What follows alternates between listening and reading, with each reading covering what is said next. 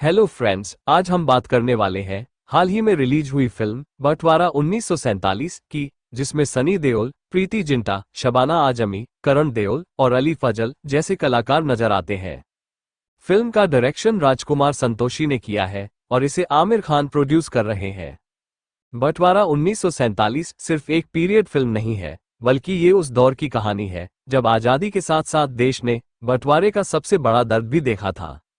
कहानी 1947 के उस समय से शुरू होती है जब हिंदुस्तान और पाकिस्तान के बंटवारे के कारण लाखों लोग अपना घर, जमीन और अपना पूरा जीवन पीछे छोड़ने के लिए मजबूर हो जाते हैं। फिल्म में सनी देओल सिकंदर मिर्जा का किरदार निभा रहे हैं। सिकंदर अपनी पत्नी हमीदा, बेटे जावेद और बेटी तन्नो के साथ लखनऊ से लाहौर पहुंचता है। पीछे छूट चुका है उनका पुराना घर और सामने है एक नया देश, लेकिन यहां पहुंचने के बाद भी परिवार की मुश्किलें खत्म नहीं होती। रिफ्यूजी कैंप की परेशानियों के बाद सिकंदर और उसके परिवार को रहने के लिए एक बड़ी हवेली मिलती है। शुरुआत में परिवार को लगता है कि आखिरकार उन्हें रहने के लिए एक जगह मिल गई है, लेकिन कहानी में असली मोड़ यहीं से आता है। जिस हवेली को उन्हें रहने के लिए दिया जाता है, उसमें पहले से एक बुजुर्ग हिंदू महिला रहती है। इस किरदार को शबाना आजमी ने निभाया है। वो इस घर को सिर्फ एक मकान नहीं मानती, बल्कि यह उनकी पूरी जिंदगी, उनकी यादें और उनका परिवार है। अब एक तरफ है सिकंदर का परिवार जो अपना सब कुछ खोकर यहां पहुंचा है, और दूसरी तरफ है वो बुजुर्ग महिला जिसे अपना घर छोड़ना मंजूर नहीं है। यानी दोनों ही तरफ के लोग अपने अपने दर्द के साथ खड़े हैं। यहीं से फिल्म सिर्फ हिंदू मुस्लिम या भारत पाकिस्तान की कहानी नहीं रह जाती। फिल्म सवाल पूछती है कि आखिर घर किसका है, उसका जिसने इसे बनाया, उसका जिसने इसमें पूरी जिंदगी गुजारी, या उसका जिसे हालात ने वहां रहने के लिए मजबूर कर दिया। सिकंदर शुरुआत में इस बुजुर्ग महिला को वहां से हटाना चाहता है, लेकिन धीरे धीरे उसके सामने उस औरत की जिंदगी और उसका दर्द सामने आने लगता है। दूसरी तरफ बाहर का माहौल लगातार खराब होता जा रहा है। जहां कल तक लोग एक दूसरे के साथ रहते थे, वहीं अब धर्म के नाम पर एक दूसरे के दुश्मन बनते जा रहे हैं। सनी देओल का सिकंदर मिर्जा वाला किरदार काफी अलग है। यहां उनका गुस्सा और एक्शन तो दिखाई देता है, लेकिन किरदार सिर्फ लड़ने वाला इंसान नहीं है।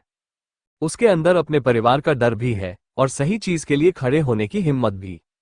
प्रीति जिंटा भी हमीदा के किरदार में लंबे समय बाद बड़े पर्दे पर दिखाई देती है।